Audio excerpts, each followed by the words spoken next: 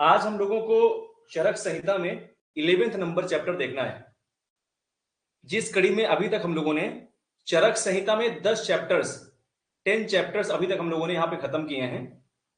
और इन 10 चैप्टर्स के अगर हम नामों के बारे में बात करें, 10 चैप्टर में हम लोग कौन कौन से चैप्टर पढ़े? तो पहला चैप्टर हम लोगों ने पढ़ा था जिसका नाम था दीर्घम जीवितीय अध्याय, जिसमें हम लोगों ने चरक संहिता में पूरी जो उसकी रूपरेखा थी कि कैसे आयुर्वेद की उत्पत्ति हुई, कैसे 53 महर्षि एक साथ बैठे, किन किन चीजों के निवारण के लिए वो इंद्र के पास गए, सारा डिटेल हमने पहले चैप्टर में पढ़ा था। दूसरे चैप्टर में जब हम लोग आए तो दूसरे चैप्टर में हम लोगों ने देखा कि वहां पर उस चैप्टर का नाम था अपा मार्ग तंडुलीय अध्याय। आपको यह बताया था कि जब भी आप आगे बढ़ेंगे तो आपको इन दोनों दूसरे और तीसरे चैप्टर के नाम को लेकर के कंफ्यूजन होना स्वाभाविक है, सभी को होता है। तो आपको बताया था कि सबसे पहले छोटा आ आता है और बाद में बड़ा आ आता है। तो छोटा आ अर्थात यहां से जो होगा ये अपा मार्ग तंडुलीय अध्याय जो होगा वो पहला मतलब दूसरा अध्याय है। और सबसे जो बड़ा आ से होता है अर्थात आरगवदी अध्याय, ये तीसरा अध्याय होता है। इस क्रम में फिर हम लोगों ने चौथा अध्याय पढ़ा जिसका नाम था षड्विरेचन शतश्रुतीय अध्याय। चरक के अनुसार 5 प्रकार की कल्पनाएं जो हम लोग बहुत प्रसिद्ध कल्पनाएं पढ़ते हैं, स्वरस, कौत, हिम, फांड, ये सारी चीजें जो श्रित होती हैं, सब कुछ 5 प्रकार की कल्पनाएं हमने चौथे नंबर चैप्टर में पढ़ी। 50 प्रकार के महाकसाय और 500 कसायों का वर्णन हम लोगों ने चौथे नंबर चैप्टर में देखा। उसके बाद एक चतुष्क समाप्त हो गया था। आपको बताया था वहीं पर कि चरक सूत्र स्थान जो है, चरक का सूत्र 30 चैप्टर 2 पार्ट में हम लोग पढ़ते हैं। एक तो 7 चतुष्क के तौर पर पढ़ते हैं, 7 चतुष्क जिनमें 4-4 चैप्टर का एक चतुष्क होता है। लास्ट के जो 2 अध्याय होते हैं उनको हम लोग संग्रह द्वय के नाम से जानते हैं। संग्रह द्वय, पहला जब हमने चतुष्क पढ़ा तो 4 चैप्टर उसमें फिनिश हुए। फिर हमने दूसरा चतुष्क पढ़ा जिसका नाम था स्वास्थ्य चतुष्क, उसके अंतर्गत 5वां चैप्टर आया जिसका नाम था मात्रा स्थिति अध्याय। देन 6वां नंबर पढ़ा जिसमें आया तस्य स्थिति अध्याय। तस्य स्थिति अध्याय में हमने क्या पढ़ा?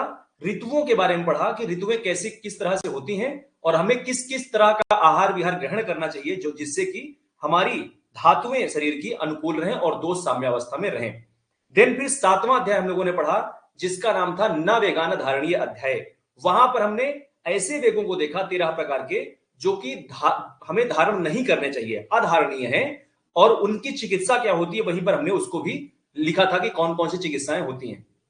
उसी क्रम में हमने उसके जस्ट आगे पढ़ा था कि कौन कौन से ऐसे वेग हैं जिनको धारण करना चाहिए। 3 प्रकार के ऐसे वेग मिले जो कि शारीरिक थे, मानसिक थे और वाचिक थे। तो इस तरह से 3 प्रकार के वेग ऐसे थे जो धारण करने वाले थे। टोटल 17 वेग इनमें हमने पढ़े थे। उसके बाद हम लोगों ने व्यायाम के बारे में पढ़ा। 9वां चैप्टर फिर हम लोगों ने पढ़ा जिसका नाम था खुड्डाक चतुष्पाद। खुड्डाक चतुष्पाद में आपको बताया था कि जो खुड्डाक है, खुड्डाक, इस खुड्डाक शब्द का मतलब होता है संक्षिप्त, अर्थात वैद्य की जो 4 टाइप, वैद्य के साथ में जो 4 चीजें होती हैं जिनको चतुष्पाद कहते हैं, चिकित्सा के चतुष्पादों का हमने संक्षिप्त विवरण जाना था 9वें नंबर चैप्टर में। फिर हमने पढ़ा महाचतुष्पाद। महाचतुष्पाद कौन सा चैप्टर था? 10वां। महाचतुष्पाद चैप्टर में हमने खुड्डाक चतुष्पाद के द्वारा बताई गई सूक्ष्म चीजों के बारे में जाना और इलेबरेशन में कि अगर वैद्य सबसे अच्छा होता है, श्रेष्ठ होता है, तो क्यों होता है और क्यों नहीं होता है, ये सारी डिटेल हम लोग अभी तक पढ़ चुके हैं। आज हम लोगों को 3 प्रकार की ऐषणाएं 11 नंबर चैप्टर पढ़ना है जिसका नाम है त्रिस्तैषणीय अध्याय। त्रिस्तैषणीय ही क्यों? 3 प्रकार, इसका मतलब होता है त्रिस मतलब 3 और ऐषणीय 3 ऐषणाएं। ऐषणाएं मतलब डिजायर। इस संसार में हर व्यक्ति की 3 ही इच्छाएं हो सकती हैं, ऐसा आचार्य चरक कहते हैं। 3 डिजायर से 3 इच्छाएं हम लोग पढ़ते हैं। कौन कौन सी इच्छाएं होती हैं इस चैप्टर में हम लोग वही देखने वाले हैं, और क्यों होती हैं, आखिर वही डिजायर्स क्यों होती हैं, ये भी हम लोग देखेंगे। इसी क्रम में कोटेशन नंबर 3 पे पहुंचेंगे। और आप जो लोग नए जुड़े हैं उनको बता दें कि जब भी हम कहेंगे हाईलाइट करना है तो आपको हाईलाइटर से उस पॉइंट को हाईलाइट करना है। जब हम कहेंगे कि अंडरलाइन करना है तो केवल पेन से आपको ऐसे ऐसे करके नीचे अंडरलाइन करना है, फिर हाईलाइट मत करना उस चीज को, क्योंकि फिर आगे जाके आपको दिक्कत होगी रिवीजन में। यहां पर 3 प्रकार की जो ऐषणाएं होती हैं आप 3 नंबर कोटेशन में देखना। इह खलु से हम लोग आगे बढ़ते जाएंगे, आगे यहां पे एकदम बढ़ेंगे, लास्ट में हाईलाइट करेंगे त्रिस्तः ऐषणाः पर्यवेष्टव्या भवन्ति। इस लाइन को पूरी हाईलाइट कर देना कि संसार में देखा जाता है कि अपना जो कल्याण चाहता है वो 3 प्रकार की ऐषणाएं होती हैं। हाईलाइट कर देंगे कौन कौन सी। तद्यथा नंबर 1 पे हाईलाइट करेंगे प्राण ऐषणा, देन नंबर 2 पर हम लोग हाईलाइट करेंगे धन ऐषणा, और नंबर 3 पर हाईलाइट करेंगे परलोक ऐषणा। परलोक ऐषणा को आप ऐसे समझ सकते हो, परलोक का मतलब होता है कि लोक अर्थात सांसारिक ऐषणाएं जो होती हैं। सांसारिक ऐषणाएं कौन कौन सी हो सकती हैं? एग्जाम्पल के तौर पर अगर आप जानना चाहें तो जैसे हमें किसी दूसरे को प्राप्त करने की इच्छा, मान लीजिए कि हमारी शादी हो, किसी दूसरे लड़की से होनी होगी, जाहिर सी बात है, या किसी दूसरे लड़के से होगी, तो वो जो इच्छा है वो कौन सी है? वो सांसारिक अर्थात लौकिक ऐषणा है आपकी। अकेलापन, मैं स्वयं अकेला रहना चाहता हूं, ये भी क्या है? ये भी लौकिक ऐषणा है, लेकिन मैं समाज से कट के रहना चाहता हूं, तो ये भी क्या है? ये भी लोक ऐषणा में आता है। ऐसे हम लोग इसको देखते हैं। लेकिन ये जो लोक ऐषणा है, आचार्य जो चरक हैं ये परलोक मानते हैं। बहुत जगह पर हम लोग देखेंगे लोक ऐषणा होती है, ये उपनिषद मानते हैं। ठीक है, तो परलोक हो जाएगा, लोक हो जाएगा। देन 3 प्रकार की ऐषणाएं आचार्य चरक मानते हैं, आपको ये याद रखना है। आप विमर्श में देखना, हाईलाइट करते जाएंगे इस लाइन को। प्राचीन महर्षियों ने मनुष्य की सभी इच्छाओं को 3 भागों में विभक्त किया है। ये सेम उपनिषद मानते हैं। आप उपनिषद को बॉक्स में बंद करना और हाईलाइट कर देना। उपनिषदों में भी 3 प्रकार की ऐषणाएं मानी गई हैं। नंबर 1 हाईलाइट करना, वित्त ऐषणा। वित्त मतलब होता है धन, तो आचार्य चरक ने जो धन ऐषणा बोला है, इन्होंने सेम चीज बोली, वित्त ऐषणा मतलब धन ऐषणा। देन दूसरे नंबर की ऐषणा आती है पुत्र ऐषणा। दूसरा व्यक्ति, जब व्यक्ति के पास धन आ जाता है तो उसको लगता है कि जब मैं मर जाऊंगा तो इस धन को संभालने वाला कोई दूसरा व्यक्ति होना चाहिए, तो दूसरी इच्छा किसकी? पुत्र की होगी। और ये जब पुत्र हो जाएगा तब उसको इच्छा होगी संसार के लिए कुछ करने की। जब पुत्र भी हो जाएगा तो वो संसार के लिए थोड़ा सा काम करने का प्रयास करेगा कि मैं संसार घूमूं, संसार देखूं, लोगों से मिलूं, लोगों से उठूं, उनके पास बैठूं, उनका दुख दर्द समझूं और उनके लिए कुछ करूं। तो ये 3 प्रकार की ऐषणाएं हमारे उपनिषद मानते हैं। अब एक ऐषणा हम लोग पढ़ेंगे, इसी के नीचे देखना, जस्ट यहां से 2 लाइन छोड़ेंगे, 1 और 2 लास्ट में देखेंगे। यहां पे भेल संहिता को हाईलाइट करना। भेल संहिता बहुत ज्यादा फ्रीक्वेंटली एआईपीसीटी में प्रश्न ऐसे आते हैं कि आपको वो बहुत ज्यादा फंसाऊ क्वेश्चन दे दे जो आपकी उम्मीद से परे हो जाए। और जनरली जब ऐसा कोई क्वेश्चन आए जो लगे कि यार ये तो बहुत ज्यादा क्लिष्ट हो गया है, तो वो भेल ही ने ही जनरली बताया होगा, ऐसा समझना। भेल संहिता को हाईलाइट करेंगे। भेल संहिता में जो तीसरी ऐषणा मानी गई है वो धर्म ऐषणा का निर्देश दिया गया है। सभी ने तो बहुत बढ़िया बोला। आचार्य चरक ने बोला कि भाई पहली प्राण ऐषणा है, दूसरी धन ऐषणा होगी और तीसरी परलोक ऐषणा होगी। ये तीनों क्यों हैं, अभी हम एक एक करके इसके बारे में आगे पढ़ेंगे। भेल संहिता कहते हैं जो तीसरी ऐषणा है ना, ये परलोक ऐषणा ना होकर के धर्म ऐषणा है। लोग धर्म का काम करेंगे, तीसरी ऐषणा, तीसरी इच्छा उनकी ये होती है। हालांकि इनका जो धर्म ऐषणा है, कहीं ना कहीं ये जो धर्म ऐषणा है ना, ये परलोक से काफी हद तक मिलता जुलता है। क्योंकि जब कोई व्यक्ति धर्म का काम करता है तो वो इस उम्मीद से करता है कि हमें कभी जब भी हम परलोक में जाएं, इस लोक से दूसरे लोक में, तो हमारा वहां पर जो भी चीजें हों, अगर परलोक की का सिद्धांत है तो हमें क्या करना चाहिए? तो हमें धर्म के काम कर करके उस परलोक की यात्रा को और संवारना चाहिए। तो ऐसा हाईलाइट करना, आचार्य भेल संहिता में तीसरी धर्म ऐषणा का निर्देश दिया है। आपको डायरेक्ट एग्जाम में क्वेश्चन आएगा कि धर्म ऐषणा किस आचार्य ने बताया है तीसरी ऐषणा के तौर पर, तो आपको वहां पे आंसर देना होगा भेल ने बताया है। ये सिंपल सी बात थी जो हमें ऐषणाओं से रिलेटेड जाननी थी। अब एक एक करके कि सबसे पहले प्राण ऐषणा ही क्यों, दूसरे में धन ऐषणा ही क्यों, फिर परलोक ऐषणा ही क्यों, ऐसा आचार्य चरक जैसा लिखे हैं उसका वो एक्सप्लेनेशन देने जा रहे हैं। कोटेशन नंबर यहां पे 4 देखेंगे। कोटेशन नंबर 4, इसको अंडरलाइन केवल करना। आसाम तू खलु ऐषणा नाम, आसाम तू खलु ऐषणा नाम। आसाएं, आसाम, आसाम मतलब जैसा कि हमने तीनों को बताया उन ऐषणाओं में, आसाम तू मतलब जैसा कि ऊपर बताया तीनों, खलु ऐषणा नाम उन ऐषणाओं में से प्राण ऐषणा हाईलाइट करेंगे। प्राण ऐषणाम तावक, तावक सबसे पूर्वम, सबसे पहले, आपद्येत सबसे पहले आती है, हाईलाइट करेंगे। प्राण ऐषणाम तावत पूर्वतरम आपद्येत, कस्माद क्यों, क्योंकि, आगे हाईलाइट करना, स्टार लगा देना इसको, प्राण परित्यागे ही सर्वत्यागा।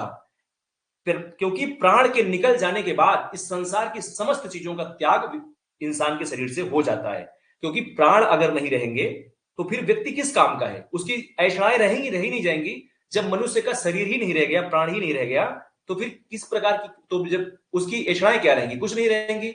तो इस वजह से इन्होंने बोला, क्योंकि प्राण के ना रहने से इस संसार के समस्त चीजों का लोप हो जाता है, इस वजह से इन्होंने कहा कि प्राण ऐषणा सबसे पहले नंबर पर आती है। हाईलाइट करेंगे इस लाइन को, प्राण परित्यागे ही सर्वत्यागा, और हाईलाइट करेंगे तस्य अनुपालनम, इसलिए इन प्राणों की रक्षा करने के लिए, इन प्राणों के अनुपालन के लिए, आगे लाइन हाईलाइट करेंगे, स्वस्थ से स्वास्थ्य वृत्तानुवृत्ति, इसलिए मनुष्य को अपने शरीर को स्वस्थ रखने के लिए स्वस्थ वृत्त जो हमने बताया, अभी हमने जो पढ़ा था पहले, स्वस्थ वृत्त के बारे में आपको बताया था कि हम लोग इसको चरक सूत्र 5 में पढ़ते हैं स्वस्थ वृत्त, और चरक सूत्र 8 में हम लोग पढ़ते हैं सदवृत्त।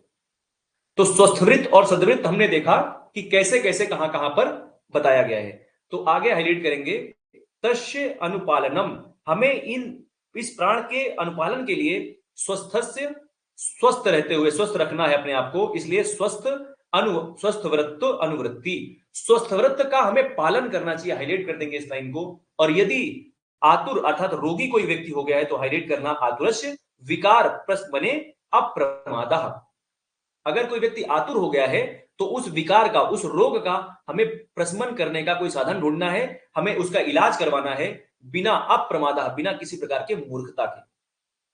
बहुत लोग होते हैं कि जो बीमार होते हैं लेकिन वो इलाज नहीं कराना चाहते, तो यहां पर बताया गया है कि चूंकि प्राण है तभी सब कुछ है। जिस पैसे को बचाने के बारे में आप सोच रहे हो कि डॉक्टर के पास जाएंगे, 1,000 लग जाएगा, 2,000 लग जाएगा, वो पैसा बचा के क्या करोगे यार? जब प्राण रहेगा तभी तो आप सब कुछ कर पाओगे।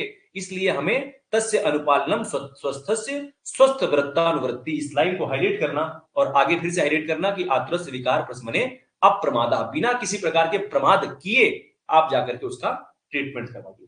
इस वजह से समझ में आ गया होगा कि पहली प्राण ऐषणा ही क्यों बताया गया है। ये नंबर 1 हो गया। दूसरे नंबर पर हम लोग देखेंगे क्वेश्चन नंबर 5 कि प्राण ऐषणा के बाद धन ऐषणा के बात है, इसका एग्जांपल वहां पे देते हैं और हाईलाइट करना स्टार्टिंग की लाइन, अथ द्वितीयम धन ऐषणाम आपद्यते। अब कह रहे हैं कि दूसरी जो ऐषणा है वो धन ऐषणा है, हाईलाइट कर देना इस लाइन को। क्यों धन ऐषणा बताई गई है? तो आगे लाइन है, प्राणेभ्यो ही अनंतरम, जब व्यक्ति के पास प्राण है, प्राण के बाद अर्थात प्राण ऐषणा के बाद ही अनंतरम, अनंतरम मतलब होता है बाद, धनम एव पर्यवेष्टव्यम भवति, हमें अगर हमारे पास प्राण है तो हमें धन की आवश्यकता निश्चित तौर पर पड़नी ही पड़नी है। तो इसको अंडरलाइन करना केवल, और आगे की लाइन हाईलाइट करना जो बहुत ही महत्वपूर्ण है कि इस संसार का सबसे बड़ा पाप, आगे हाईलाइट करना, ना ही अतः पापात, इस संसार में इससे बड़ा कुछ पाप नहीं है। क्या पाप नहीं है? तो पापियो अस्ति, कि मनुष्य के पास पापियो अस्ति यद अनुपकरणस्य दीर्घम आयु। बहुत ज्यादा इंपॉर्टेंट लाइन है, इसको आप रेफरेंस लगा लेना, REF, ना ही अतः पापात पापियो अस्ति, इस संसार में इससे बड़ा पाप कुछ नहीं है कि यद अनुपकरणस्य, कि उसके पास जीवन को आगे बढ़ाने के लिए साधन तो नहीं है लेकिन उसके पास दीर्घ आयु है। मतलब किसी के पास आयु तो 100 वर्ष की है लेकिन उसके पास खाने के लिए खाना नहीं है, रहने के लिए घर नहीं है, पहनने के लिए कपड़े नहीं है। तो ऐसे व्यक्ति का वो 100 साल किस काम का है जब उसके पास पैसा ही नहीं है? तो प्राण तो हो लेकिन प्राण के साथ में क्या हो? पैसा, दूसरी चीज सबसे प्रायोरिटी है कि अगर प्राण है तो पैसा भी हो। और अगर प्राण उसके पास जीवन तो है 100 साल का, दीर्घम आयु है, लेकिन वो अनुपकरण से है, उसके पास पैसे नहीं है, उपकरण नहीं है, संसाधन नहीं है, तो फिर ये संसार का सबसे बड़ा पाप है। इसके बड़ा पाप कुछ नहीं है कि ना ही अतः पापात पापियो अस्ति यद अनुपकरण से दीर्घम आयु। ये लाइन आपको बहुत इंपॉर्टेंट है, हमेशा याद रखनी है। दूसरी ऐषणा इस वजह से बताई गई है। अब यहां पर आपसे एग्जाम में 2 तरह से प्रश्न पूछता है। आजकल बहुत लोगों का ये रहता है कि सर एसर्शन रीजन के क्वेश्चन आते हैं, आप वो बताइए कि कैसे एसर्शन रीजन बनते हैं। अब इसमें से एसर्शन और रीजन क्या बन सकता है? पहला तो आपको ये देगा एग्जाम में, एक लाइन में देगा कि सबसे पहली प्राण ऐषणा मानी गई है, तो निश्चित तौर पर मानी गई, हमने अभी देखा जस्ट। फिर आपको दूसरी लाइन देगा क्योंकि प्राण के निकल जाने के बाद सब कुछ, किसी चीज का मायने नहीं होता, अर्थात किसी चीज का अभाव हो कोई फर्क नहीं पड़ता। ये लाइन दे देगा प्राण त्यागे ही सर्व त्यागा। क्या पहला सही है, मतलब एसर्सन सही है या रीजन सही है, या एसर्सन रीजन की पूरी तरह से व्याख्या कर रहा है? तो यहां पर क्या हो जाएगा, एसर्सन रीजन का पूरी तरह से व्याख्या कर रहा है। इस तरह से एसर्सन और रीजन के सवाल आते हैं, इतने सरल सरल सवाल आते हैं और लोग एसर्सन और रीजन देखते हैं और वहां पे भमभमा जाते हैं कि भाई बहुत कठिन पेपर आ गया, बहुत कठिन पेपर आ गया। तो हमें घबराना नहीं है, आप संहिता के एक एक लाइन से जाइए, आपको हर चीज का जवाब मिलता चला जाएगा और आसानी से आपको रटता हुआ चला जाएगा। देन अब यहां पर बात आती है कि उपकरण क्या होंगे, पैसा कमाने के साधन क्या क्या हो सकते हैं। तो यहां पर देखना, अंडरलाइन केवल करना, तत्र उपकरणों उपायान उपव्याख्या श्यामा। अब कह रहे हैं कि हम उपकरणों की कुछ व्याख्या कर रहे हैं, तद्यथा अंडरलाइन करना, जैसे क्या उपकरण हो सकता है पैसे कमाने का? कोई कृषि कर ले, खेती बाड़ी जो करता है वो भी पैसे अर्जित करने का एक तरीका है। पशुपाल्य, पशुपालन, कोई व्यक्ति अगर पैसा कमाना चाहता है तो पशुपालन करके भी कमा सकता है। वाणिज्य, व्यापार करके भी वो व्यक्ति कमा सकता है। और राजोपसेव सेवादीनी, राजा का उपसेवक बन जाए, अर्थात राजा की सेवा करना शुरू कर दे, ऐसा ये भी एक तरीका है पैसे कमाने का। आज के डेट में राजा का सेवक आप ऐसे समझ सकते हो जो सरकारी नौकरी करते हैं, सरकारी नौकरों को आप राजा का सेवक समझ सकते हो, वाणिज्य वालों को आप बिजनेसमैन समझ सकते हो, पशुपालन करने वालों को आप ये भी सिंपल सा बिजनेसमैन के तौर पर ही आएंगे, और कृषि वाले को आप किसान समझ सकते हो। तो ये कुछ एग्जाम्पल दिए गए हैं पैसे कमाने के। ऐसा नहीं कि आचार्य चरक ने केवल बताया कि भाई धनेषणा कमानी है और किस तरह से कमाना है वो नहीं लिखा उन्होंने, बस सिंपल सा पढ़ना था, आगे बढ़ जाएंगे। इसकी हिंदी चाहे तो आप एक बार देख लेना और हाईलाइट कर देना, प्राण एषणा के बाद दूसरी धन एषणा का स्थान आता है, हाईलाइट करते जाना, क्योंकि जीवन रहने पर धन की आवश्यकता होती है, अंडरलाइन करना, और उसी प्राप्ति का साधन ढूंढना पड़ता है। संसार में इससे बड़ा कोई भी पाप का फल नहीं, हाईलाइट करेंगे, इस संसार में इससे बड़ा कोई भी पाप का फल नहीं है कि आयु बहुत बड़ी हो पर उपभोग की कोई भी सामग्री हमें प्राप्त ना हो। लाइन को हाईलाइट करना और आगे अंडरलाइन करना कि अब यहां पर धन प्राप्ति का साधन और उपायों का निर्देश कर रहे हैं, जैसे कृषि करना, पशुपालन करना, वाणिज्य या व्यापार करना, राजोपसेवा अर्थात नौकरी करना। ये सब ऐसे काम हैं जो जिनकी कोई निंदा नहीं करेगा। आप खेती करते हो तो कोई निंदा नहीं करेगा, क्योंकि सब का काम लगता है किसानों से। कोई पशुपालन करता है तो सभी दूध लेते हैं, सभी आजकल तो मूत्र और गोबर भी बिकने लगा है चीजों का, पशुओं का, तो वो भी अच्छा काम है। वाणिज्य व्यापार कर रहा है तो भी अच्छा काम है। लेकिन हम लोग जब पंचतंत्र पढ़ते हैं, सभी लोगों ने पढ़ा होगा पंचतंत्र की कहानियां, पंचतंत्र में एक बहुत अच्छा वर्णन आता है, वहां पर धन प्राप्ति के कई अलग साधन बताए गए। आप विमर्श देखना और विमर्श में हाईलाइट करना, धन प्राप्ति करने के श्रेष्ठ उपाय अन्यत्र 6 बताए गए हैं। अन्यत्र अभी हम लोग देखेंगे कहां बताए गए हैं, ये पंचतंत्र की लाइन है। इसमें नंबर 1 को आप हाईलाइट करना, भिक्षया। सबसे पहले नंबर पर इन्होंने कहा कि अगर कोई व्यक्ति पैसा कमाना चाहता है और जीवन में कुछ नहीं करना चाहता, उसको लगता है कि बस मैं बैठा रहूं या लेटा रहूं और मेरे पास पैसा आता रहे, तो सबसे आसान तरीका है कि अपने घर से कटोरा निकालिए और कटोरा निकाल के कहीं पे भी बैठ जाइए, मंदिर पे या किसी भी बढ़िया जगह जहां भीड़ भाड़ हो, आराम से आपको मिलता रहेगा। कितना बढ़िया पंचतंत्र लिखते हैं, देखिए इनको।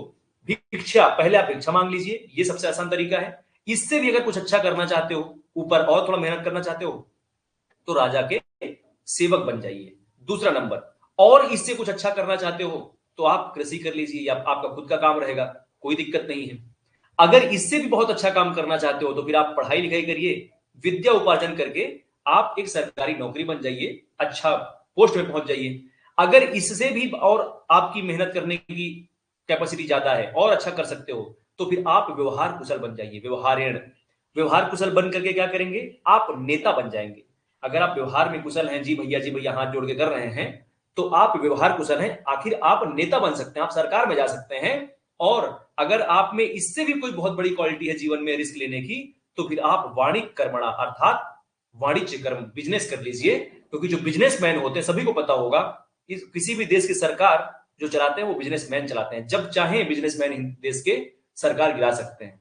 तो जो वाणिज्य कर्म है सबसे लास्ट में लिखा, क्योंकि सबसे कठिन काम बिजनेस करना होता है, ये सब आप बात समझ लेना। तो 6 प्रकार के उपायों के बारे में बताया गया है और आप देखना लास्ट में लिखा होगा यहां पर पंचतंत्र, इस पंचतंत्र को आप बॉक्स में बंद कर देना। तो 6 प्रकार के धन प्राप्ति के साधन पंचतंत्र में हम लोग पढ़ते हैं। आचार्य चरक ने केवल 4 ही प्रकार के साधन बताए हैं जो कि अच्छे माने गए हैं, समाज में आप उसके निंदा के पात्र नहीं होंगे ऐसे काम करने से। तो ये लाइन आप हाईलाइट करना। तो दो चीजें हमने पढ़ी, एक पढ़ा प्राण सबसे पहले नंबर पर क्यों आता है, प्राण त्यागे प्राण परित्यागे ही सर्व त्यागः। दूसरा हमने पढ़ा कि धन ऐसा दूसरे नंबर क्यों आता है। अब तीसरा नंबर आता है परलोक ऐसा। परलोक ऐसा ये समझेंगे क्या है, हाईलाइट करेंगे पहली लाइन को, तृतीयाम, तृतीयाम को हाईलाइट कर लिया, परलोक ऐसा आपद्यतेन, तृतीय नंबर पर परलोक ऐसा आती है। संख्याश्च अत्र कथम, संख्याश्च अत्र, यहां पर शंका है, किस लिए, किस चीज की शंका है, कथम किस चीज की। तो आगे फिर हाईलाइट, इसको अंडरलाइन करना, भविष्याम, भविष्याम होने में, किसके होने में, इति इति च्युत, च्युत मतलब होता है कि जब मनुष्य नष्ट होता है, न वेत्ति, बड़ी शंका है कि जब मनुष्य नष्ट होता है, मनुष्य का नाश हो जाता है, तो न वेत्ति, तो वह पुनः तो दोबारा तो नहीं आता है, कुतः पुनः संशय इति उच्यते। कह रहे कि जब कोई मनुष्य च्युत हो जाता है, संसार से नष्ट हो जाता है, मर जाता है, तो क्या वो न वेत्ति, वो तो दोबारा जन्म नहीं लेगा, तब क्या पुनः जन्म लेगा या फिर नहीं लेगा, इस चीज की उसको शंका है, संशय इति उच्यते। अब आगे आता है कि संति ही एके प्रत्यक्ष पराह परोक्षत्वाद पुनर्भवस्य नास्तिक्यम आश्रित। अब कह रहे कि ऐसा आचार्य ने उत्तर दिया कि संति होता है, ना ही एके प्रत्यक्ष अपराह, कुछ ऐसे लोग हैं, ना ही एके, कुछ ऐसे लोग हैं जो नास्तिकवाद परोक्षवाद मानते हैं। उनका कहना है कि जो हम देखेंगे वही मानेंगे। ऐसे लोग हैं जो ये कहते हैं कि हम तो जो देखेंगे प्रत्यक्ष वही मानेंगे। जैसे हम लोग चारवाक के बारे में पढ़े, तो चारवाक ने इकलौते ऐसे, हम आचार्य को पढ़ेंगे बाद में, कि जिन्होंने केवल इकलौते से आचार्य जो चार ही महाभूत को मानते हैं, वो आकाश महाभूत को नहीं मानते। क्यों? क्योंकि उनका कहना है कि मैं आकाश को मैंने देखा ही नहीं है। जिन महाभूतों को प्रत्यक्ष देखे हैं उन्हीं को मानते हैं, जिनको नहीं देख सकते हैं उनको नहीं मानते हैं। तो ऐसा आप सिंपल से यहां पर अंडरलाइन करना, पुनर्भवस्य नास्तिक्यम आश्रिता, ये पुनर्भव दोबारा जन्म होता है कि नहीं होता है, ये जो मानना ना मानना, ये नास्तिक के पर आश्रित है। अगर कोई नास्तिक है तो नहीं मानेगा, ऐसा यहां बताते हैं। फिर आगे उन्हीं के जो शिष्य हैं पुनरुस्वात्र के अग्निवेश, फिर से क्वेश्चन करते हैं, हाईलाइट करना इस लाइन को, मात्रम पित्रम च एके, और कॉमा कर देना। कुछ लोग कहते हैं, अब ये अग्निवेश का फिर से प्रश्न है कि आचार्य, कुछ लोग तो कहते हैं कि जन्म माता और पिता से होता है, च एके मतलब एक ऐसा वर्ग है जो माता और पिता को कहता है कि मन्यते जन्म कारणम, जन्म का कारण माता पिता होते हैं, ऐसा एक समुदाय कहता है। फिर दूसरे जगह जब बैठते हैं तो दूसरा व्यक्ति कहता है स्वभावम, अर्थात स्वभाव से जन्म होता है। उसके बाद कहीं और गए तो उन्होंने कहा परनिर्माणम, अर्थात परनिर्माण, कोई दूसरा व्यक्ति ही हम किसी दूसरे व्यक्ति से जन्म लेते हैं, लेकिन वो माता पिता भी नहीं है, स्वभाव भी नहीं है।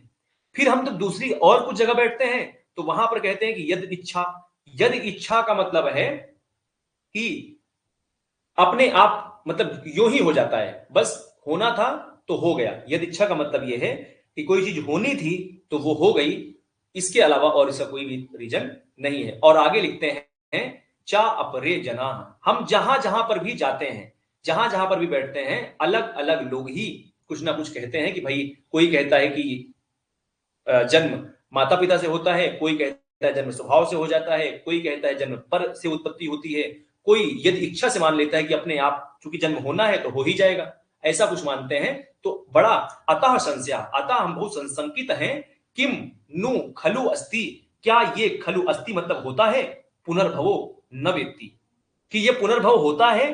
पुनर्जन्म का जो कॉन्सेप्ट बताया आपने परलोक ऐसा वाला, कि पुनर्जन्म होता भी है या नहीं होता है, हम बड़ा संकित हैं, क्योंकि जहां जाते हैं चार तरह की बातें सुनने में आती हैं। इसका आगे एक्सप्लेनेशन देखना, कितना बेहतरीन एक्सप्लेनेशन आचार्य ने यहां पे दिया है।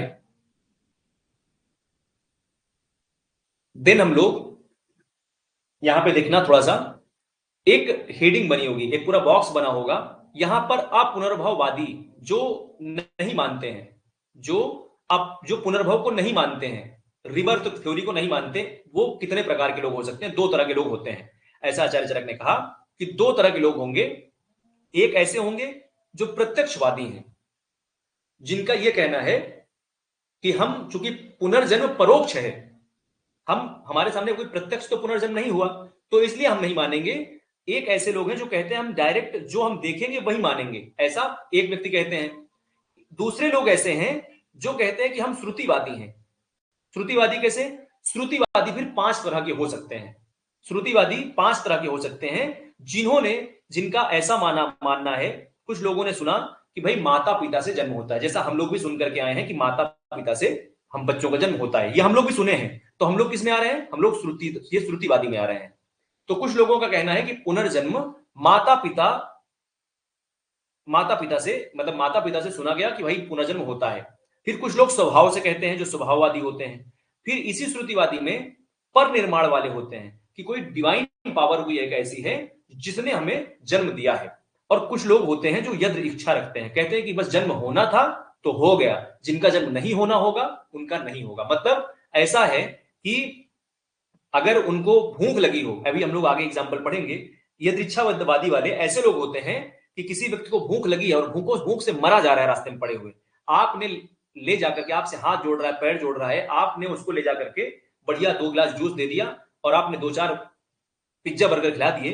अब जब उसका पेट भर जाएगा और उससे जाकर के कोई दूसरा व्यक्ति पूछेगा कि आपका पेट कैसे भर गया, तो वो उसका जवाब होगा कि बस पेट भरना था तो अपने मन से भर गया। वो आपका एक बार नाम नहीं लेगा कि हमें फलाने भैया आए थे, उन्होंने खिलाया, उन्होंने पिलाया तो हमारा पेट भर गया। नहीं, वो व्यक्ति कहेगा कि बस भरना था तो भर गया, किसी के भरने से थोड़ा ना भरा मेरा पेट। ऐसा होता है यद इच्छावादी। इंपॉर्टेंट है, हम लोग अब एक एक करके यहां पर जो पुनर्भव है इसका यहां पे शंका दूर कर रहे हैं। पुनर्वसुआत्रे एक एक यहां पे थ्योरी वो डिस्ट्रॉय करेंगे। पुनर्भव को अप्रत्यक्ष मानने वालों में देखना यहां पे कि पुनर्भव को जो अप्रत्यक्ष के कारण ना मानने वाले पक्ष की शंका का समाधान आचार्य पुनर्वसु आत्रे एक एक करके कर रहे हैं। आप देखते जाना। यहां पे लिखते हैं तत्र बुद्धिम, नास्तिक के बुद्धिम हाईलाइट करना, नास्तिक के बुद्धिम जहियाद विचिकित्साम चा।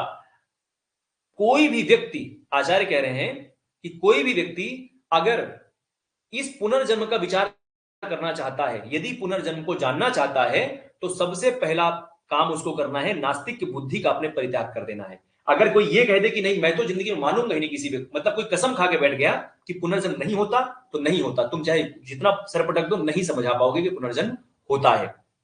तो ऐसा समझना है कि नास्तिक की बुद्धि का जहियाद मतलब होता है परित्याग कर देना। और नास्तिक बुद्धि के अलावा विचिकित्साम चा, विचिकित्सा का मतलब होता है संशय बुद्धि। जो संशय बुद्धि और नास्तिक बुद्धि का त्याग कर देगा, केवल वही व्यक्ति जान पाएगा, वही व्यक्ति हम समझ पाएगा जो मैं कहना चाह रहा हूं पुनर्जन्म के बारे में। अकस्मात, क्योंकि आगे हाईलाइट करना और REF रेफरेंस लगाना बहुत प्यारा कोटेशन है और एक लाइन में पूरा का पूरा इस थ्योरी को ध्वस्त कर देते हैं आचार्य चरक, जो कहते हैं कि मैं केवल प्रत्यक्ष मानता हूं। यहां से हाईलाइट करना, रेफरेंस लगा लेना, क्योंकि आपको एग्जाम में लाइन देगा और आपसे पूछेगा, ये पूछेगा कि किस चैप्टर से है, ये भी पूछ सकता है किस संहिता का है, ये भी पूछ सकता है किस स्थान का है। तो तीनों चीजों के लिए आप तैयार रखना। 11वें नंबर चैप्टर चरक सूत्र लाइक का है, ये सूत्र स्थान में है, चरक संहिता का है, ये भी याद रखना। आगे हाईलाइट करना, आचार्य ने कहा प्रत्यक्षम ही अल्पम। इस संसार में जितनी चीजें प्रत्यक्ष दिख रही है ना, वो बहुत अल्प चीजें हैं, बहुत अल्प है। प्रत्यक्षम ही अल्पम अनल्पम अप्रत्यक्षम अस्ति। और जो इस संसार में बहुत विशाल है वो कैसा है? वो अप्रत्यक्ष है हमारे सामने। हमें पता है कि हमारी जो पृथ्वी है, पृथ्वी के मतलब अगर जो पृथ्वी को देखा जाए उसमें लगभग 72 से 73% पानी है। हमारी पृथ्वी तो बहुत छोटी है, उसमें इंडिया सोचो कितना छोटा होगा, फिर उसमें एक हमारा स्टेट कितना छोटा होगा, उसमें हमारा गांव कितना छोटा होगा, उसमें हमारा घर कितना छोटा होगा, उसमें हम अकेले बैठे हैं। तो सोचिए कि इनका कितनी बड़ी बात बोला कि प्रत्यक्षम ही अल्पम। हम जो प्रत्यक्ष कर पा रहे हैं बहुत अल्प है, ये संसार बहुत बड़ा है। और अनल्पम ही अप्रत्यक्षम, और जो अप्रत्यक्ष है वो बहुत ज्यादा है। हाईलाइट करना, बहुत इंपॉर्टेंट लाइन है कि इस संसार में प्रत्यक्ष बहुत अल्प है और अनल्पम ही प्रत्यक्षम। तो क्या वो इस संसार के 72 से 73% चीजों को जितना वो देख पाएंगे, क्या उतना ही मानेंगे? क्या उसके अलावा क्या इस संसार में कुछ नहीं है? तो यहां पर उन्होंने कहा कि अगर कोई प्रत्यक्ष के बारे में बात कर रहा है कि मैं प्रत्यक्ष देख करके मानूंगा, इसका मतलब कि वो संसार को ना मानने वाले व्यक्ति हैं, कि वो मानते ही नहीं कि उनके अलावा दुनिया में कोई है भी। ये समझना इस चीज को। देन और हाईलाइट करेंगे यहां पे इसी के जस्ट नीचे, तदा आगम अनुमान युक्तिर उपलब्धते ये रेव तावद, इंद्रिय है तावद, ये एव तावद। अब कह रहे हैं कि जिन इंद्रियों से, ये एव जिन इंद्रियों से, तावद, तावद मतलब उनकी, उन इंद्रियों की, जिन इंद्रियों से, इंद्रिय है प्रत्यक्षम उपलब्धते, हाईलाइट करना, तावद इंद्रिय है प्रत्यक्षम उपलब्धते, अर्थात इस संसार में जिन इंद्रियों से हम प्रत्यक्ष करते हैं, बहुत इंपॉर्टेंट लाइन है, उसी का एक्सप्लेनेशन कर रहे हैं कि इस संसार में जिन इंद्रियों से, तावद इंद्रियों, जिन इंद्रियों से हम प्रत्यक्ष कर रहे हैं, प्रत्यक्षम उपलब्धते, तानी एव, वह भी है, क्या है, संति है, चा अप्रत्यक्षाणी, कह रहे जिन इंद्रियों से हम संसार को देख रहे हैं वो इंद्रियां तो खुद ही अप्रत्यक्ष हैं। अब ये समझ नहीं आई होगी आपको बात, और एक्सप्लेन करते हैं। जैसे बहुत लोगों में आपने देखा होगा कि उसके कान तो हैं लेकिन उसको सुनाई नहीं देता है। हम लोगों ने अभी इंद्रिय पंचक पढ़ा 8वें चैप्टर में। इंद्रिय पंचक में हम लोगों ने देखा कि इंद्रिय अधिष्ठान होते हैं, इंद्रियां होती हैं, इंद्रियों के अधिष्ठान होते हैं। तो जो कान हमारे जो बाहर दिख रहे हैं वो क्या है, वो हमारे इंद्रिय अधिष्ठान है, इंद्रियां नहीं है। इंद्रिय तो अप्रत्यक्ष है, हम तो केवल कान को देख पा रहे हैं, लेकिन जो उसकी जो चक्षुरेंद्रिय है, सॉरी जो कर्णेंद्रिय है, कर्णेंद्रिय हमारी कैसी है, वो अप्रत्यक्ष है। तो वही उन्होंने कहा कि तावद इंद्रिय है प्रत्यक्षम उपलब्धते, संसार को जिस, मतलब जिस प्रत्यक्ष को वो इंद्रियों से देखते हैं वो इंद्रियां तो खुद ही अप्रत्यक्ष है। तो वो व्यक्ति इसका मतलब इंद्रियों को भी नहीं मानेगा। बहुत आपने देखा होगा कि किसी व्यक्ति की आंखें होती हैं लेकिन फिर भी उसको दिखाई नहीं दे रहा है, ऐसा क्यों?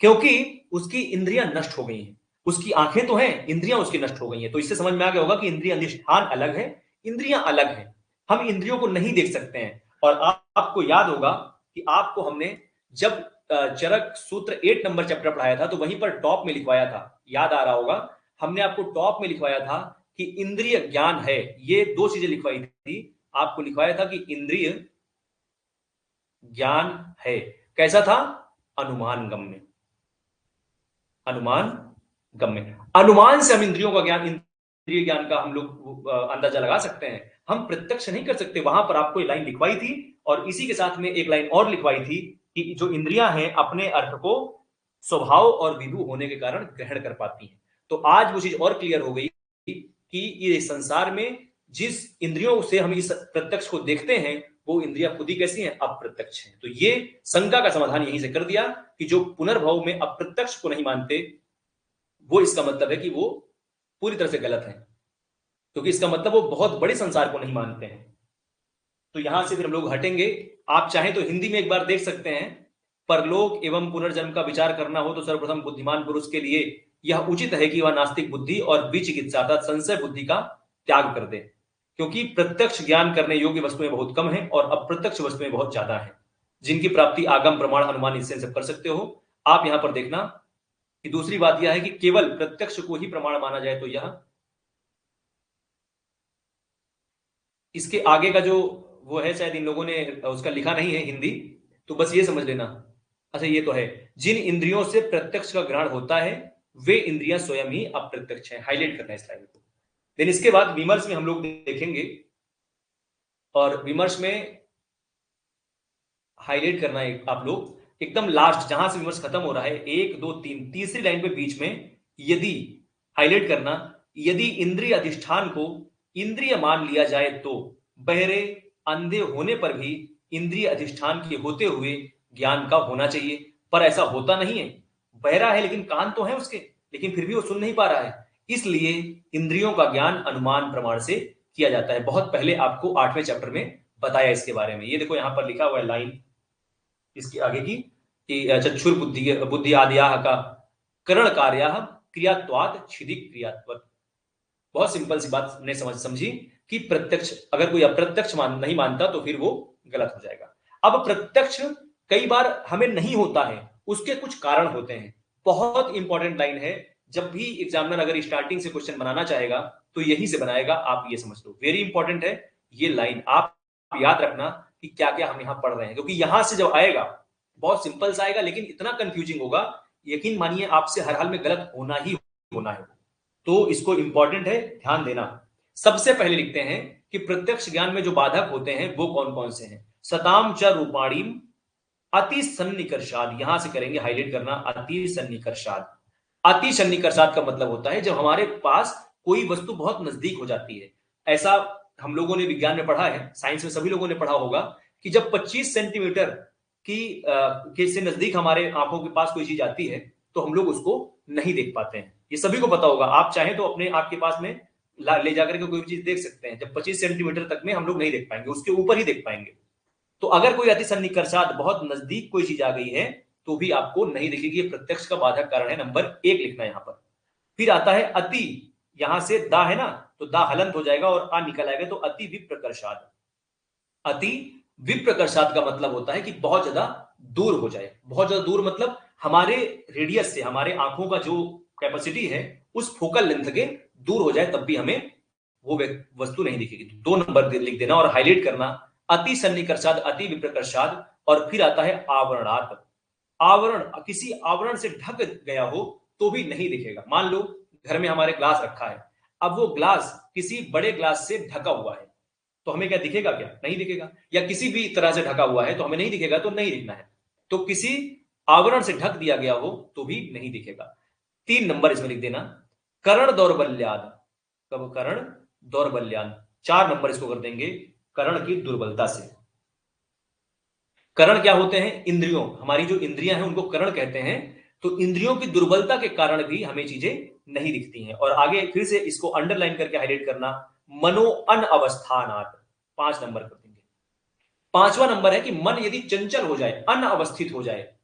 एक कहावत है कि चित अंते मन अंते जीरा लगे उदास, वही कंडीशन, ये जो मनो अनअवस्थानात् की जो कंडीशन है ना, वही है कि चित अंते होता है, मतलब मन अंते, मन कहीं और है।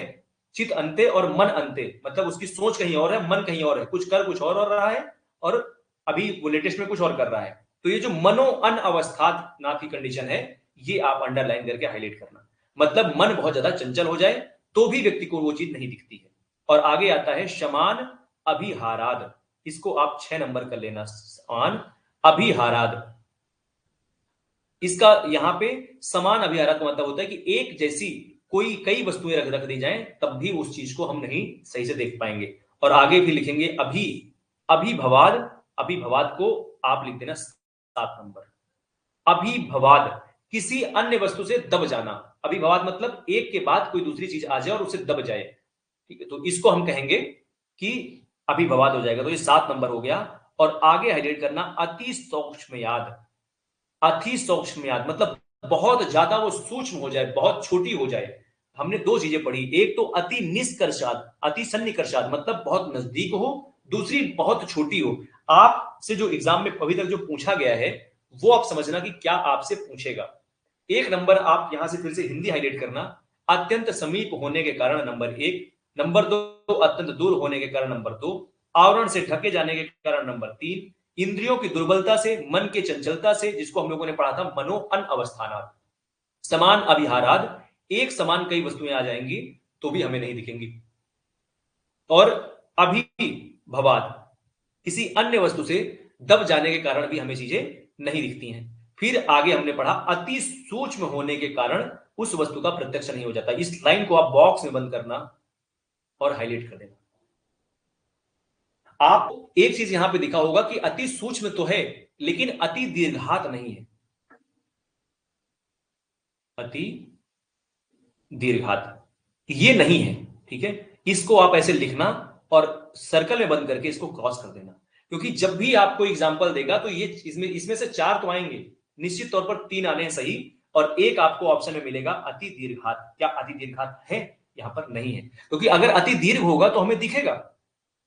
अति दीर्घ तो हमको दिखेगा ना। जब भी एग्जाम में कोटेशन ये आया है, और 1-2 बार नहीं, आप जब क्वेश्चन सॉल्व करना शुरू करोगे कई बार आया हुआ है, और जब भी आया है तो ऑप्शन यही बना है, क्या अति दीर्घात है, और लोग तुरंत आराम से टिक करते हैं कि यही, कि ये तो है, और कुछ ना कुछ आप गलत करके वहां पे चले जाओगे। वो सबके सोच के अकॉर्डिंग आप वहां पे क्या दिमाग लगा पाओगे। तो याद रखना, ये 8 के 8 आपको याद होने चाहिए।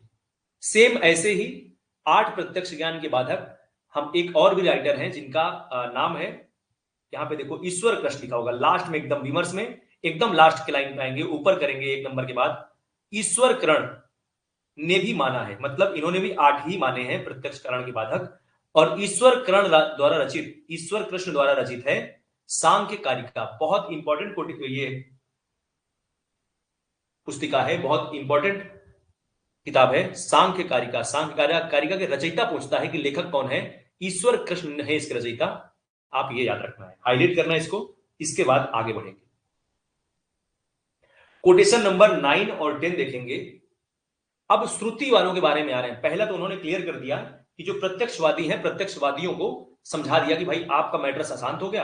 अब दूसरे लोग आइए। अब ऐसे लोग आ गए जो माता और पिता को जन्म में कारण मानते हैं। ऐसे लोगों के पक्ष का समाधान आत्रे कर रहे हैं। लिखते हैं श्रुतय शयताम न कारणम युक्ति विरोधान। श्रुति जो है, श्रुति भी परलोक या फिर जो भी पुनर्भव होता है, न श्रुतयश्च न कारणम, ये भी पुनर्भव को न मानने में कारण क्या है, इनका भी कोई कारण नहीं है। क्यों? क्योंकि युक्ति विरोधात, क्योंकि इनको युक्ति का विरोध है। कैसे? जैसे कहते हैं कि आत्मा मातु पितुर्वा यह, कॉमा कर देंगे, सो अपत्यम यदि संचरेत। इनका जिस प्रकार से इनका कहना है कि माता या पिता की आत्मा जो होती है, यो अपत्यम, अपत्य मतलब होता है संतान, जो अपत्य में संचार करती है। इनके हिसाब से जो कहते हैं माता पिता जन्म में कारण है, इनके अनुसार जो आत्मा है, वो आत्मा माता और पिता की जो आत्मा है वो अपत्य में अर्थात बच्चे में, संतान में आ जाती है, अर्थात संचारित होती है, ऐसा ये कहते हैं। तो ठीक है, माना कि ऐसा कहते हैं। इसमें आगे लिखते हैं द्विविधम, हाईलाइट करना है इसको। इसमें दो प्रकार की कंडीशन हो सकती है। द्विविधम, दो प्रकार की कंडीशन हो सकती है।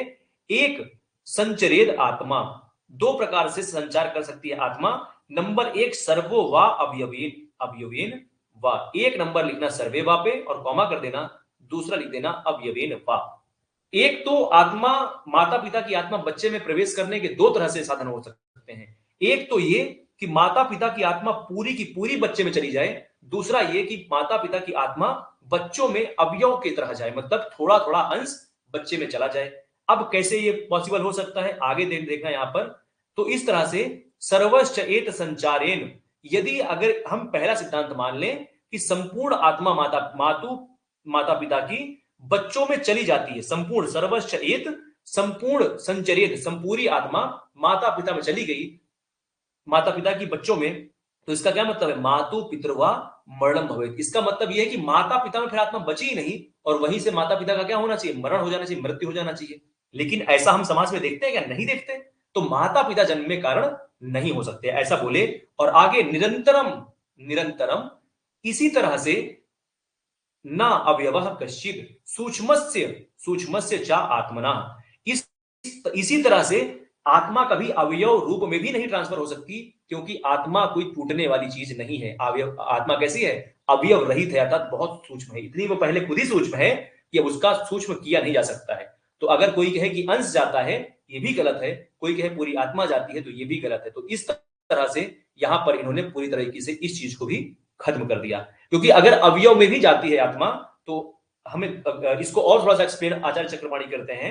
यदि अवयव में अगर आत्मा जाए, तो हो सकता है किसी व्यक्ति के जैसे 6 संतान, 4 संतान, 8 संतान हो, तो कब तक अवयव में जाएगी? एक वक्त के बाद तो उसका पूरा अवयव खत्म हो जाएगा ना आत्मा का, तो 8-10 बच्चे के बाद मृत्यु हो जाएगी दोनों की, लेकिन मृत्यु निश्चित है।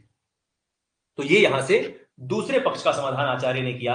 और इस दूसरे पक्ष के बाद आगे देखना 11 नंबर कोटेशन। यहां पर सिंपल सा आप हिंदी इसकी देख लेना। इसमें बुद्धिर मनश्च निर्णीते, कॉमा कर देंगे, यथैव आत्मा तथैव च। अब यहां पर इनका कहना है कि बुद्धि और मन, बुद्धि और मन निर्णीत मतलब यहां पे निश्चय हो चुका है, तथैव आत्मा तथैव च, कि जैसे आत्मा सूक्ष्म है और वैसे ही हमारी बुद्धि और मन भी कैसी है, सूक्ष्म है। ये शाम च येषाम मतिम एषाम योनिर नास्ति चतुर्विधा।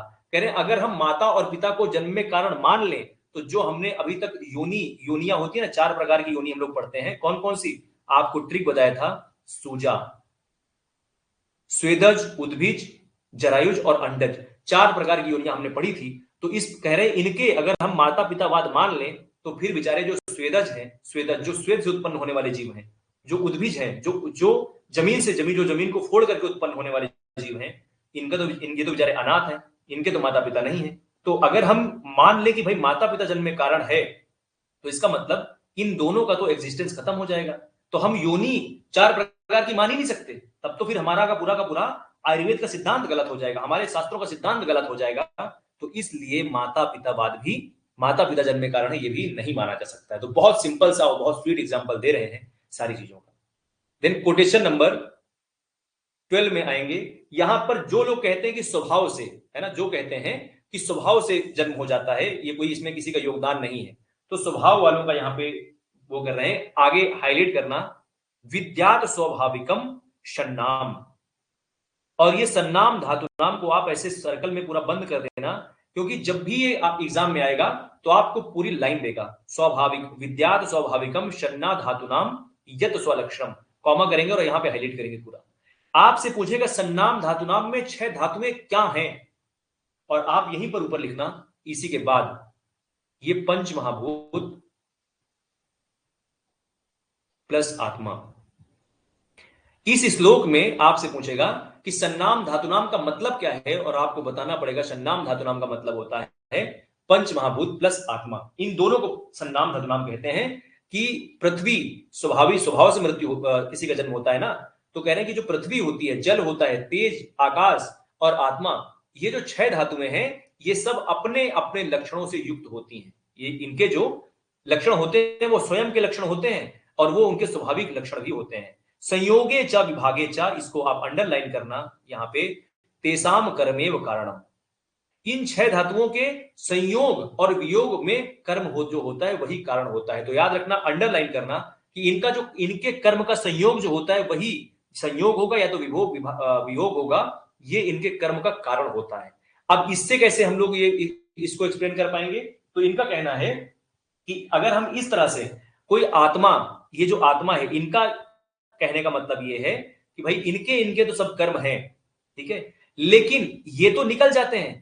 किसी व्यक्ति में क्या पंच महाभूत नहीं रहता है? जो व्यक्ति मृत है, क्या उसमें पंच महाभूत नहीं है? तो स्वभाव से वो, उस स्वभाव से उसमें कोई किसी प्रकार की हलचल क्यों नहीं है? क्योंकि उसमें आत्मा नहीं है, और आत्मा कोई चीज नहीं है। आत्मा जब भी इनके साथ मिलेगी तो आत्मा का संयोग और आत्मा का वियोग, यहां पे इनका कहना है कि आत्मा का संयोग और वियोग ही एक ऐसा मात्र कारण है जो जन्म में हिस्सा लेता है। ऐसा नहीं है कि स्वभाव से जन्म हो जाता है, यह भी गलत बात है, क्योंकि आत्मा कोई वस्तु नहीं है। आत्मा तो एक, आत्मा क्या है? आत्मा वस्तु नहीं है, क्योंकि वह स्वभावतः संयोग और वियोग दोनों में कारण होती है। यदि पंच महाभूत में संयोग हो जाएगा तो व्यक्ति की उत्पत्ति हो जाएगी, और अगर मनुष्य के शरीर से पंच महाभूत से निकल जाएगा तो इसका मतलब वियोग हो गया और उसकी मृत्यु हो जाएगी। तो इस तरह से जो लोग ये कहते हैं कि स्वभाव से जन्म होता है और मृत्यु होती है, वो भी पूरी तरह से गलत है। बहुत सिंपल सी लाइन यहां पे इन्होंने बताया।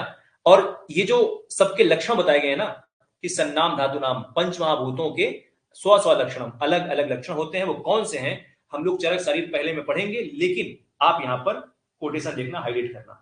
इसमें लिखते हैं पृथ्वीव्यादि, एक नंबर विमर्श में छोड़ करके दूसरे पे हाईलाइट करना। पृथ्वीव्यादि अर्थात पृथ्वी आदि जो पंच महाभूत हैं, हाईलाइट करेंगे। पंच महाभूतों के अपने अपने लक्षण इस प्रकार हैं। कैसे हैं? लाइन को हाईलाइट करना, खर, और अंडरलाइन करते जाना, अंडरलाइन करके हाईलाइट करना, खर, द्रव, चल, खर, द्रव, चल, उष्णत्वम, और कॉमा कर देंगे। ये खर है 1 नंबर, द्रव है, चल है, उष्णत्वम, और आगे अंडरलाइन करना भू जल अनिल, भू जल अनिल तेज साम। इस लाइन को पूरी हाईलाइट करना और अंडरलाइन जरूर करना, क्योंकि अब आगे समझ में आएगा कोटेशन कहना क्या चाहता है, नहीं तो फिर पल्ले नहीं पड़ेगा। खर द्रव चल उष्णत्वम भू जल अनिल तेज साम, और आगे लाइन हाईलाइट करेंगे आकाशस्य अप्रतिघातम, और कॉमा कर देंगे यहां पर, आकाशस्य अप्रतिघातम दृष्टम लिंगम यथाक्रमम, दृष्टम लिंगम यथाक्रमम। इसका मतलब यह कि क्रम से बताया इन्होंने बोला। ये कह रहे हैं कि हमने क्रम से बता दिया है कि कौन कौन सा लक्षण किस किस महाभूत का होता है। अब इसको समझने के लिए आप समझना इस चीज को, अब समझ में आएगा आपको कैसे। ये कह रहे हैं कि जो खर है ना, खरता पृथ्वी का जो है वो स्वलक्षण है। आप इसको एरो बना देना भू में, तो खरता किसमें होगा? भू में। जल में क्या होगा? जल में द्रवत्व होगा, ये हमने दूसरे नंबर पर कर दिया। फिर ये जो चल गुण है किसका है? चल है अनिल का। 2 चीजें होती हैं, एक होती है अनिल, यहां से कंफ्यूज मत होना, लिख लेना कहीं पर भी। सारी चीजें जब भी आपको बताएं आप लिखते जाना, क्योंकि यही चीजें आपको कॉन्सेप्ट के तौर पर फिर आगे पढ़नी होंगी। अनिल मतलब होता है वायु, और एक शब्द आप और पढ़ेंगे अनल। अनल मतलब होता है अग्नि। तो बहुत सिंपल सी बात है, अनिल क्या है? अनिल है वायु और अनल है अग्नि। तो यहां पर अनिल आया, तो जो चल गुण है, चल किसका है? अनिल का गुण है। अनिल मतलब होता है वायु। और आगे लिखते हैं उष्णत्वम, उष्णता गुण किसका है? ये एकत्व गुण है तेजसाम, अर्थात जो अग्नि महाभूत है। तो हाईलाइट करते जाना, खर द्रव जल उष्णत्वम, भूजल अनिल तेजसाम। और आकाश का गुण कहां पे है? तो आकाश में आकाशस्य, आकाशस्य को अंडरलाइन करेंगे। और अप्रतिघातम, इसमें किसी प्रकार का प्रतिघात नहीं होता, ये आप यहां पे आकाशस्य अप्रतिघातम में एरो कर देना। अब यहां से क्लियर हो गया होगा कि जो पंच महाभूत ऊपर के बारे में बताया कि पंच महाभूतों के स्व गुण कौन होते हैं, अब क्लियर हो गया कि इनके खर द्रव जल उष्णत्वम, भूजल अनिल तेजसाम, आकाशस्य अप्रतिघातम, दृष्टम लिंगा यथाक्रमम। ये हम लोग जब चरक शारीर पहला नंबर चैप्टर पढ़ेंगे तो वहां पर और भी डिटेल में हम लोग वहां पर देखेंगे। इसमें सिंपल सा यहां पे आप चाहें तो अंडरलाइन करके देख सकते हैं यहां पे कि छह धातुओं, इन छह धातुओं के अपने अपने लक्षण स्वभाव से होते हैं। पर पंच महाभूत जो होता है वह अचेतन है। इसमें चेतनता का प्रादुर्भाव आत्मा के संयोग से और अचेतनता का आत्मा के वियोग से होता है। संयोग और वियोग का कोई कारण अवश्य होना चाहिए, वह कारण क्या है? इसका उत्तर यही है कि जन्मांतरीय कर्म संयोग वियोग में कारण होते हैं। इस तरह से ये जो तीसरा मत है जो लोगों का कि जन्म स्वभाव से होता है, उनके मत का आचार्य ने यहाँ पे खंडन कर दिया। कितना बढ़िया एग्जाम्पल दे दे करके वो खंडन कर रहे हैं, बहुत सिंप्लीफाई कर करके। देन आगे यहां पे पढ़ेंगे, पर जो लोग कहते हैं कि पर निर्माण से, है ना, पर वालों का खंडन करते हैं कि पर जो निर्माण कहते हैं कि भाई पर निर्माण से हुआ। पर का मतलब नहीं बता रहा वो व्यक्ति, लेकिन कह रहा है कि कोई तो है, कोई व्यक्ति होगा जो पर जिसको कहते हैं। तो यहां पर उन्होंने बोला कि जो अनादि चेतना, हाईलाइट करेंगे इसको, जो अनादि चेतना धातु आत्मा है, उसका पर निर्माण अर्थात दूसरे के द्वारा निर्माण नहीं हो सकता, ऐसा बताते हैं। लेकिन आचार्य ये भी कहते हैं कि जो अभी आपने जिस पर की बात किया है, यदि ये जो ऐसा कहते हैं कि पर से उत्पत्ति हुई है, अगर यदि पर शब्द से ईश्वर माना जाए, अगर कह रहे हैं कि इस पर शब्द को हम ईश्वर मान लें, तो फिर पर निर्माण मानना अभीष्ट है। तो फिर हम कह सकते हैं कि हाँ बिल्कुल ईश्वर की देन हो सकती है मनुष्य का जन्म। ये इन्होंने ऐसा लिखा कि अगर कोई कहता है पर अर्थात दूसरे से हमारा निर्माण हुआ है, तो ये गलत बात है। कोई दूसरा हमें नहीं बना सकता, ये तो क्लियर है। लेकिन अगर कहते हैं कि यदि इस पर शब्द को ईश्वर माना जाए, तो फिर हम मानते हैं कि निर्माण का, तो फिर व्यक्ति का निर्माण हो सकता है, क्योंकि ईश्वर अर्थात कोई ना कोई संसारिक ऐसी शक्ति है जो हमें बना रही है, जो इस संसार को रेगुलेट कर रही है। तो यहां पर चार प्रकार की चीजें थी और चारों प्रकार की चीजों का आचार्य ने बहुत विधि पूर्वक खंडन किया। पांचवा और लास्ट जो होता है वो है कि ऐसे लोग जो यद इच्छावादी हैं, जिनका कहना है कि अरे बनना था तो बन गए, मनुष्य को बनना था तो बन गया, इसका जन्म होना था तो हो गया, जिनका जन्म नहीं होना है वो नहीं होगा। ऐसा जो कहते हैं यद इच्छावादियों वालों को समझाने के लिए बहुत प्यारा, मतलब ऐसा समझिए कि होता ना कि वो कोई व्यक्ति गाली देना चाह रहा है लेकिन गाली नहीं दिया, लेकिन गाली देने के अलावा प्यार से समझाना क्या होता है वो समझना। कहते हैं कि ना परीक्षा ना परिश्रम, कॉमा कर देंगे और हाईलाइट करना इस लाइन, जो यदि इच्छा, जो कहते हैं कि अपने आप हो गया होगा यार, अपने मन से हो जाता है, ऐसे लोग ना परीक्षा को मानते हैं। इनका कहना है कि इस संसार में कोई परीक्षा नहीं होती है, ना परीक्षा को मानते हैं, मतलब परीक्षा के विषय को भी नहीं मानते हैं, ना ये परीक्षा मानते हैं, ना परीक्षाओं के विषय को मानते हैं, ना ये कर्ता को मानते हैं, ना कर्ता कारणम नचा। इस संसार में किसी भी चीज में किसी चीज को कारण नहीं मानते हैं। मतलब अगर किसी भी चीज को मान लीजिए, घर बना, घर बनने में सीमेंट और ईंट को भी कारण नहीं मानेंगे। घर बनने के बाद कहेंगे कि घर बनना था तो बन गया, इसमें ईंट का भी कोई योगदान नहीं है, इसमें सीमेंट का भी कोई योगदान नहीं है, इसमें बालू का भी कोई योगदान नहीं है। तो ये कर्ता को भी नहीं मानेंगे, मतलब घर बनाने वाला जो मिस्त्री है, राजगीर है, उसको भी कहेंगे कि कोई उसका भी कोई योगदान नहीं है, घर बनना ही था इस टाइम पे तो बन गया, ऐसा मानते हैं। तो ना परीक्षा ना परिश्रम ना कर्ता, कर्ता भी नहीं मानते, कारणम न चाहिए, कारण भी नहीं मानते हैं। ये ना देवा ना ऋषिया, कॉमा कर देंगे, ये ना तो देवों को मानते हैं ना ऋषियों को मानते हैं। सिद्धि कर्म कर्म फलम नचा, बहुत इंपॉर्टेंट लाइन हाईलाइट करना, ये सिद्धियों को भी नहीं मानते, ये कर्म भी नहीं मानते, क्योंकि भाई जब इनका कहना है कि खुद से ही सब कुछ हो जा रहा है, तो ये कर्म क्यों मानेंगे? कर्म तो वो मानता होगा ना जो ये कहता है कर्म से फल मिलते हैं। कोई कहता हो कि कर्म का फल मिलता है, तो ये वही व्यक्ति तो कर्म करेगा जो ना, अगर और जो कर्म नहीं मानता होगा वो क्या कर्म के फल को मानता है? नहीं मानेगा। उसको तो लगता है कि जो होना होगा हो ही जाएगा। अगर मेरे जीवन में एआईपीजीटी में सिलेक्शन लिखा होगा तो हो जाएगा, अपने मन से हो जाएगा। मुझे ना पढ़ने की आवश्यकता है, ना मुझे उसके फल की चिंता करने की आवश्यकता है। तो ऐसे जो होते हैं वो यद इच्छा वाले होते हैं। और आगे इसको अंडरलाइन करना केवल कि ना देवा न ऋषियाः सिद्धि कर्म कर्म फलम न चा, और आगे लिखना नास्तिक क्यास्ति, कॉमा कर देंगे, नास्तिक क्यास्ति नैव आत्मा यद इच्छा उपहतात्मनः। ये लाइन आती है कि ये जो ऐसे लोगों को नास्तिक वाले होते हैं, ये नास्तिक के मत हैं, नास्तिक यास्ति, नास्तिक के मत हैं कि नैव आत्मा, आत्मा भी नहीं होती है, और ना ही आत्मा के उपहत का कोई रीजन होता है, कुछ नहीं, किसी चीज का रीजन नहीं है। और आगे फिर यहां से इस लाइन को पढ़ेंगे कि ना परीक्षा ना परिच्छम ना कर्ता कारणम न चा ना देवा ऋषि सिद्धि कर्म कर्म फलम न चा। और आगे की लाइन अब हाईलाइट करना स्टार लगा करके, पात केभ्या परम च एतत्, ऐसे लोग संसार में महापापी होते हैं, मतलब पापों से बढ़कर के महापाप करने वाले होते हैं। पात केभ्यम परम च एतत् पातकम नास्तिक ग्रह, नास्तिक का यह ग्रह, यह जो जिद्द होती है कि संसार में किसी चीज का कोई कारण नहीं है, ये जो भी होता है संसार में अपने मन से होता है। ऐसे नास्तिक जो यदि इच्छावादी होते हैं, जो किसी चीज का कारण नहीं मानते, उनसे बड़ा इस संसार में पापी या महापापी कोई नहीं होता है। ऐसा जो करते हैं उससे समान महापाप कुछ नहीं है। लाइन को हाईलाइट करना, ये आपको दे सकता है कि पात के भ्या परम चेतत पातकम नास्तिक ग्रह। नास्तिक ग्रह में आप डॉट डॉट डॉट कर लेना, ये आपसे फिल इन द ब्लैंक्स करवा सकता है। तो इस तरह से 5 चीजें थी जिनका आचार्य ने खंडन किया, और कितना बेहतरीन तरीके से किया आप देख रहे होंगे। सिंपल सा है। अब विमर्श में आएंगे 1 और 2, दूसरी लाइन पे हम लोग देखेंगे। जैसे जैसे यदि किसी मनुष्य को भूख लगी हो और उसने भोजन कर लिया तो उसकी भूख की शांति हो जाती है।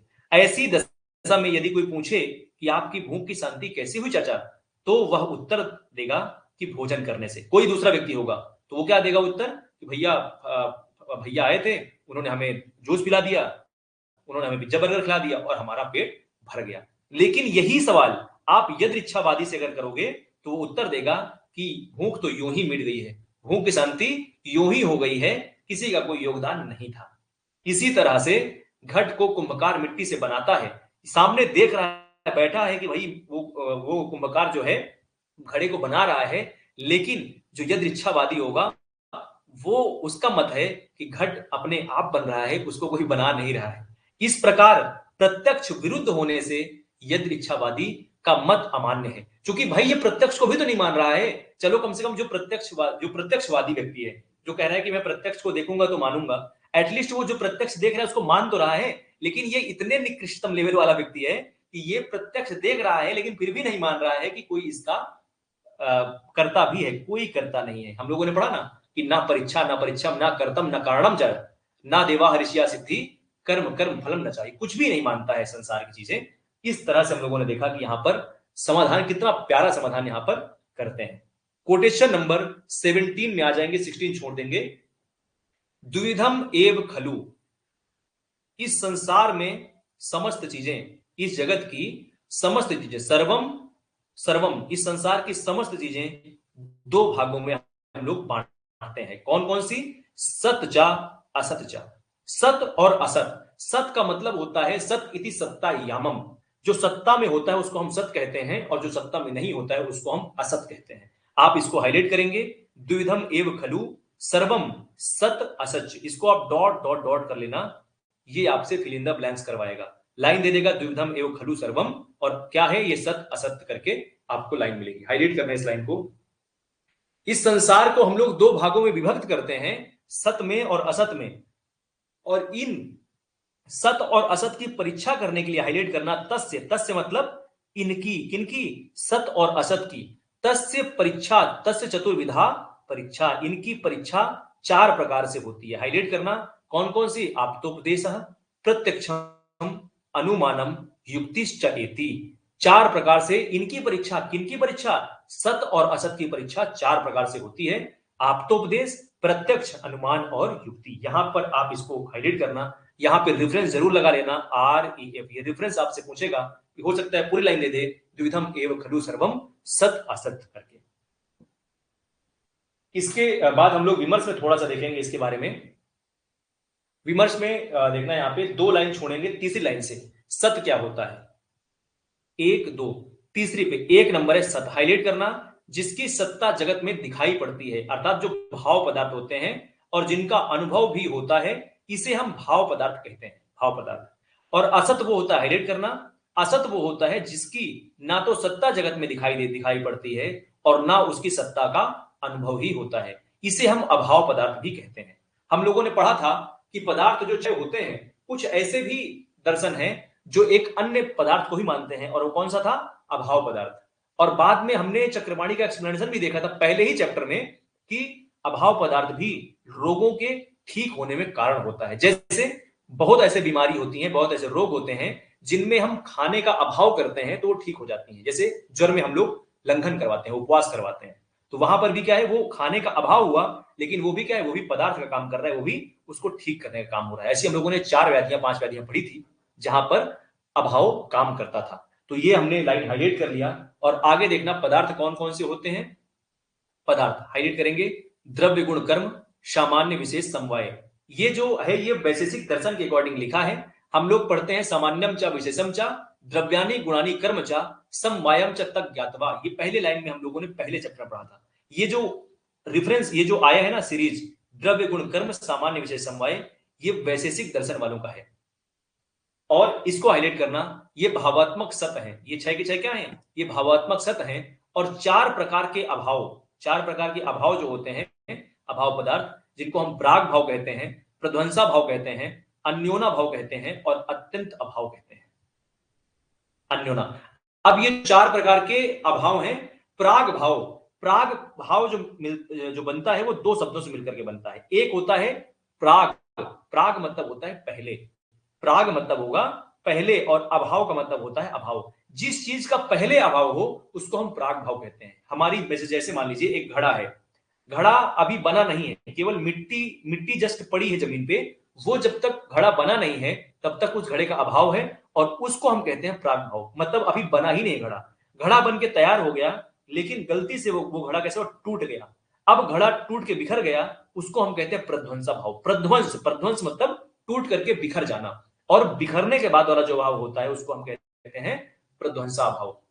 अन्योना भाव, अन्य से अन्य का अभाव, अन्योना भाव, अन्य से अन्य का अभाव। जैसे सिंपल समझते हैं कि जो जैसे मान लीजिए कि जो फूल गोभी की सब्जी है, फूल गोभी की सब्जी होती है, वो मटर की सब्जी का अभाव, अन्य से अन्य का अभाव मतलब सेम लगे लेकिन अभाव हो अन्य से अन्य का। जैसे फूल गोभी की सब्जी है तो मटर की सब्जी से क्या है, मटर की सब्जी का उसमें अभाव है तो सब्जी दोनों, लेकिन मटर की सब्जी फूल गोभी नहीं हो सकती और फूल गोभी मटर की सब्जी नहीं हो सकती। ऐसे फिर आता है अत्यंता भाव। अत्यंत मतलब एक ब्रॉड स्पेक्ट्रम अभाव हो जाए, जैसे हम कह दें कि जल में अग्नि है, ये अत्यंत अभाव हो गया, पूरी जिंदगी में कभी हो ही नहीं सकती है, जल में अग्नि नहीं हो सकती, पॉसिबल ही नहीं है। अगर हम कहें आग में शीतलता है, यह अत्यंत अभाव हो गया, आग में कभी भी शीतलता हो ही नहीं सकती, किसी कंडीशन में नहीं हो सकती। इस तरह से इसे हम असत कहे जाते हैं। तो इन सत और असत पदार्थों की परीक्षा भी 4 प्रकार से ही करनी चाहिए। इसको आप अंडरलाइन कर देना, हाईलाइट कर देना, और आगे फिर बढ़ेंगे। यहां पर बस इसी टॉपिक को पढ़ेंगे, प्रमेय प्रमाता जो चीजें होती हैं, उसके बाद फिर हम लोग एंड करेंगे इसको।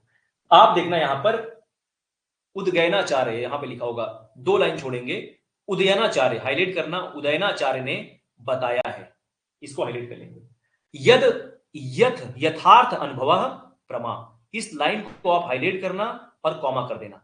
जो यथार्थ अनुभव होता है उसे हम प्रमा कहते हैं। यथार्थ अनुभव, जो चीज जैसी है एज इट इज, जो हमें अनुभव होगा वो उसको हम प्रमा कहते हैं। मतलब हमने जो चीज पढ़ी जैसे का जैसे था वैसे हम अनुभव किए, प्रमा हो गया। और इस प्रमा को जानने, इस यथार्थ अनुभव को जानने का तत् साधनम चा प्रमाणम, हाईलाइट करेंगे।